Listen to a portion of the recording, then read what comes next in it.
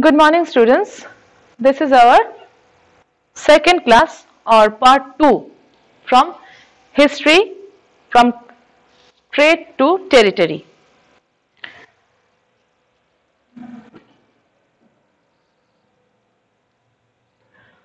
Today, I am discussing with you this point: competition, profits and rivalry.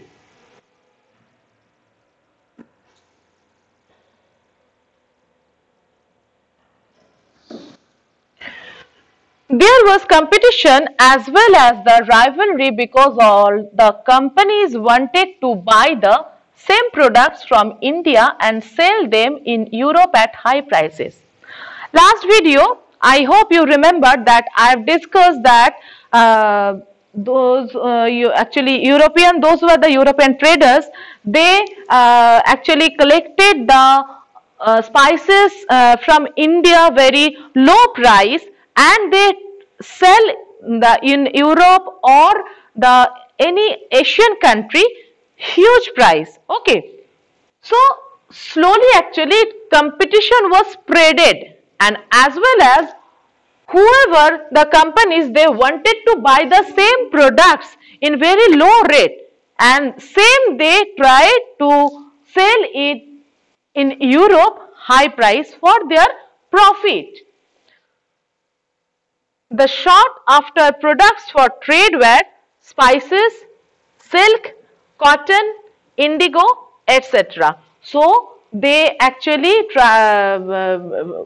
these products they sell in Europe and Asian country huge price. From our country they take it very low price.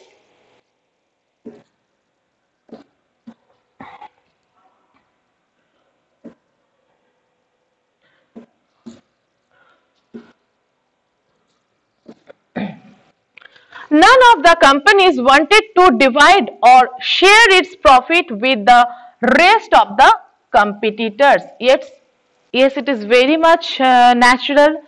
No one actually share their money with any other person. So like they also, no one companies wanted to divide or share the profits with the rest of the competitors.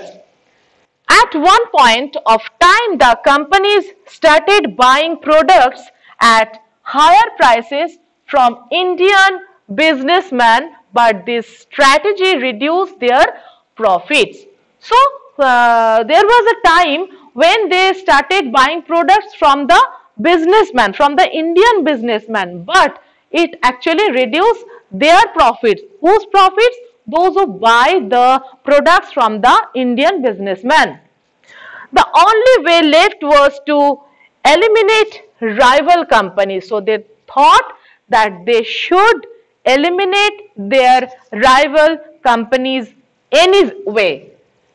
This led to conflicts and battles amongst them. So slowly in their mind actually they thought that battle is the battle or war is actually the thing which they can eliminate their rival group. In 17th and 18th centuries, the ships were armed and the sea routes were blocked so as to prevent loaded ships of rival companies to sail ahead. They sank each other's ship during armed conflicts at sea. So they actually planned this type of strategy where they tried to eliminate their rival group. The trading companies started fortified their trading post, and this led to conflicts with the local rulers who found this act as a threat to the soil.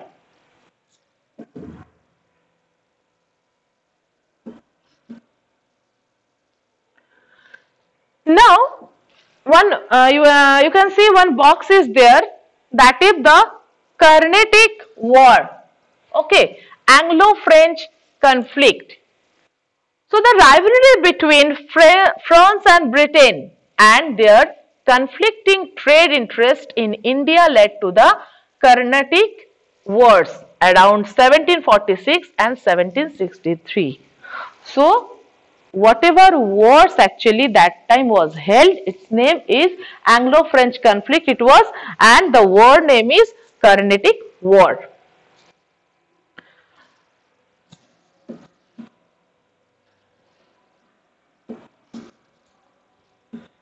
Now our next point is the British and the politics of Bengal. East India Company established its first trade settlement on the banks of river Hooghly. Okay, this is very much important.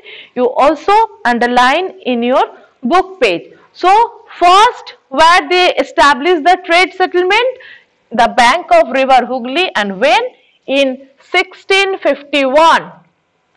Factors or traders of the East India Company used this settlement as their base of operations. Actually, they settled their trade on the bank of river because actually this is a very soil is very fertile. Okay, and location is also very based because they if they want they can go to the other side of the Hooghly river also. Okay, so that's why they settled their trade near the bank of the river Hooghly.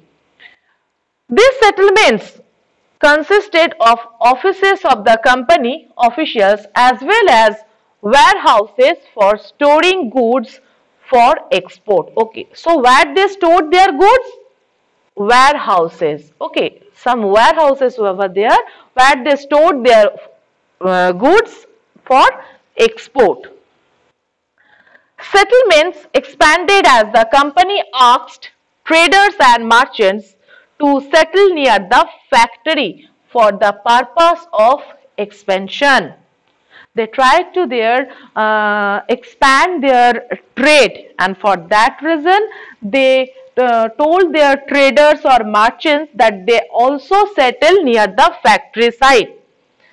Fortification of the settlements began in 1696 and the company gained zamindari rights of several villages by bribing the Mughal officials.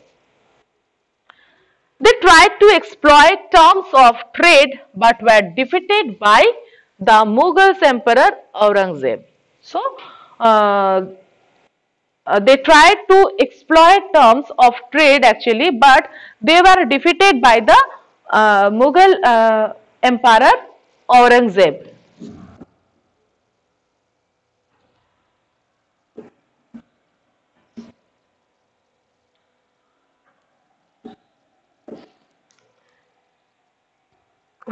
When they first came to India, its officials were traders seeking permissions or trade and other privileges in the Mughals court. But after the death of Aurangzeb, the entire scenario was changed. The Mughal successors were very weak, inefficient and puppets in the hands of the nobles. Okay, so puppets means they actually totally follow the nobles' words. Whatever they want, they can do only that. So that is the puppet's work actually, and that is the concept of the puppet.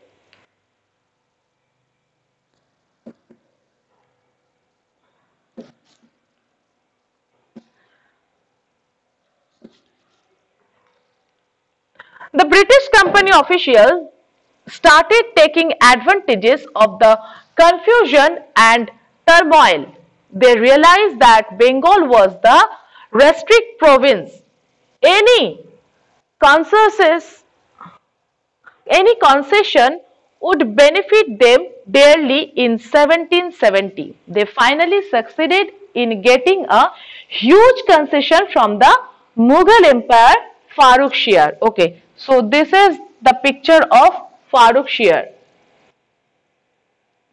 Now they could import as well as export without any customs duty.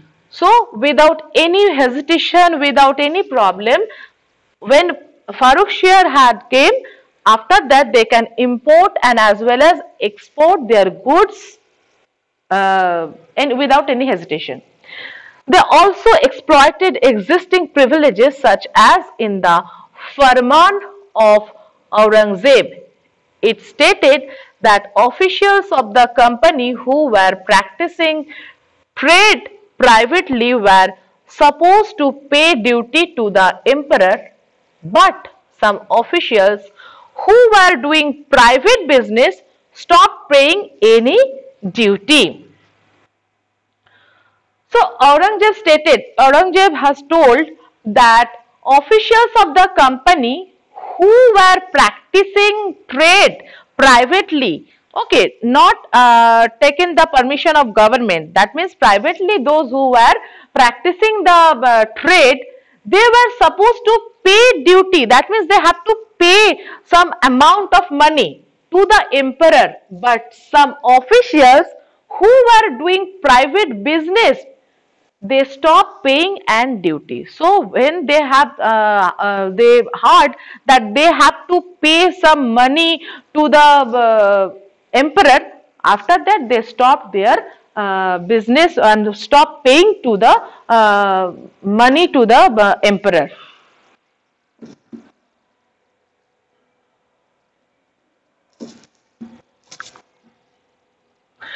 After that, what happened?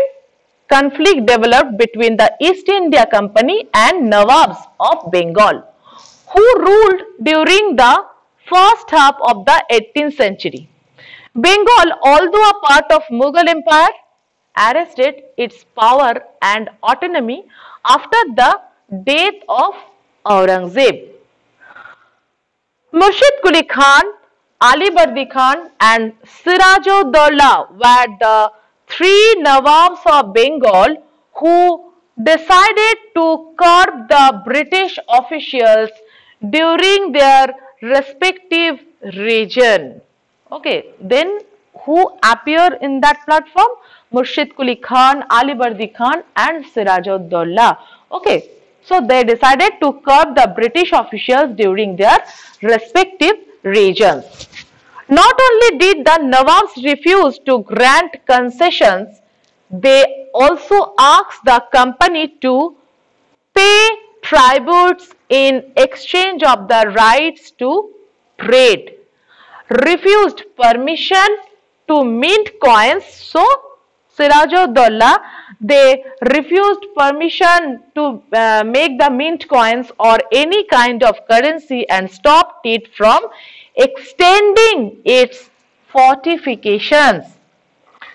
The company was restricted from getting land rights of villages. These restrictions meant less profits for the company and barriers to expansion of the company.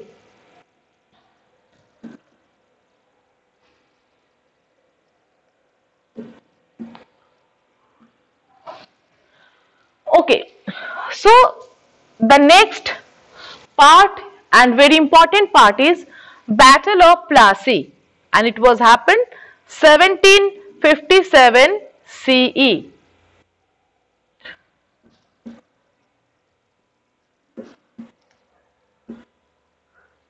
The Battle of Plassey, this part we will discuss in our next class.